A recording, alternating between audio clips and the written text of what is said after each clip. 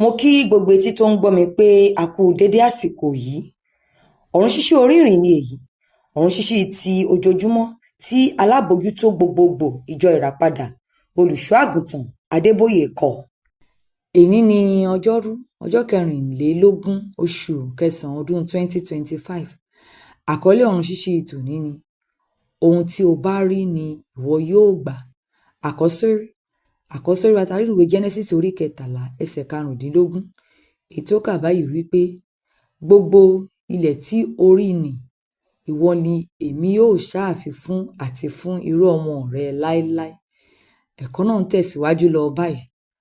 Ọlọ́run àti Ábúráhámù ní ìfọ̀rọ̀jomitoro ọ̀rọ̀ kan ní alẹ́ ọjọ́ kan nínú Genesis orí 15 ẹsẹ̀ 3 sí 6, tí Ábúráhámù rán Ọlọ́run létí pé kò tíì fún òun ní àrólé. Ní ìdáhùn Ọlọ́run sọ fún un pé kí ó lọ sí ìta kí ó lọ wò ó bóyá ó lè ka àwọn ìràwọ̀. Ó wá sọ fún un pé àwọn ọmọ rẹ̀ yóò pọ̀ bí irú ìràwọ̀. Ó lè máa wòye pé kí ló dé tí Ọlọ́run fi ní láti sọ fún Ábúráhámù pé kí ó lọ sí ìta kí ó sì wo àwọn ìràwọ̀.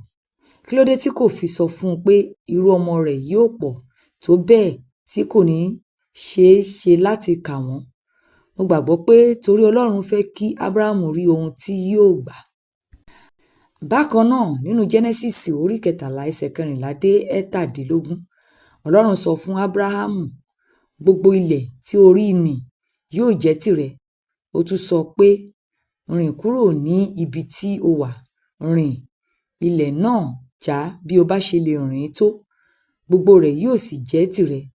Ọlọ́run mọ̀ pé kí Ábúráhámù tó lè ní ilẹ̀, ó ní láti kọ́kọ́ ní ìran rẹ̀. Ní ipòkípò tí o bá bá ara rẹ, ohun tí o bá rí ni ìwọ yóò gbà. Ní ètò ọrọ̀ ajé, níbi tí àwọn ènìyàn ti ń ṣe àròyé pé nǹkan le, tí o bá rí ìpọ́njú, ohun tí wàá gbà nìyẹn.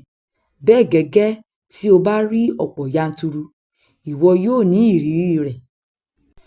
Ní ìṣẹ̀lẹ̀ ibi tí àwọn dókítà sọ pé kò sí ìrètí, tí o bá rí ìyè, ìwọ yóò rí ìyè.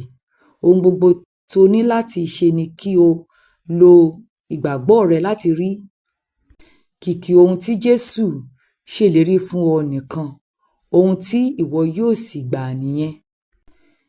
Nínú Bíbélì kíkà tòní, Mósè rán àwọn àmì 12 láti wo ilẹ̀ Kénáánì wò. Wọ́n sì padà pẹ̀lú ààbọ̀. Nígbà tí Kélébù àti Jóṣúà rí ara wọn pé àwọn ń gbé ilẹ̀ náà, àwọn àmì 10 yòókù rí àwọn òmíràn àti ilẹ̀ tó ń gbé àwọn olùgbé rẹ̀ mì. Jóṣúà àti Kélébù rí agbára Ọlọ́run tó, ṣùgbọ́n àwọn yòókù rí àwọn ara wọn gẹ́gẹ́ bí tata.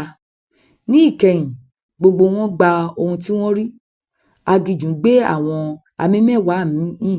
Nígbà tí Jóṣúà àti Kélébù dé inú ilẹ̀ náà, wọ́n sì gbé ibẹ̀. Èyí la lè rí nínú ìwé Númérì orí 22 ẹsẹ̀ 11 dé 12. Olùfẹ́, kí ni ò ń rí nínú ayé rẹ? Ìgbéyàwó tàbí iṣẹ́ tó yàn láàyò? Ohunkóhun tí ò ń rí ni ìwọ yóò gbà. Bí o bá rí ìṣẹ́gun, ìwọ yóò rìn nínú rẹ̀. Ẹ̀wẹ̀, tí o bá rí ìjákulẹ̀, ìwọ yóò ní ìrírí rẹ̀. Ọlọ́run fẹ́ kí o ríran dáadáa. Ọ̀nà kan ṣoṣo láti ṣe èyí ni kí o mọ ohun tí ò ń sọ nínú ọ̀rọ̀ rẹ̀. Kí ni Ọlọ́run ti sọ nípa ilé rẹ, ọmọ, iṣẹ́ tó yàn láàyò, ìlera àti ayé rẹ? Gba àwọn ìlérí rẹ̀ gbọ́ nípa rẹ̀, wọn yóò sì wá sí ìmúṣẹ. Ka ìwé Númérì orí 13 ẹsẹ̀ 16 dé 17. Bíbélì ní ọdún kan. Ìwé Nahum orí 1 dé 3. Kókó ọ̀rọ̀: ìṣẹ̀lẹ̀ yòówù kí ó yí ọ ká, dúró ti ohun tí Ọlọ́run ti ṣèlérí nínú ọ̀rọ̀ rẹ̀. Ẹ ṣé tí ẹ tẹ́tí sí ọ̀run ṣíṣí orí ìrìn ti òní. Ọ̀run ṣíṣí orí ìrìn wà lórí Facebook, TikTok àti YouTube. kí ẹnìkan kó ké hallelujah.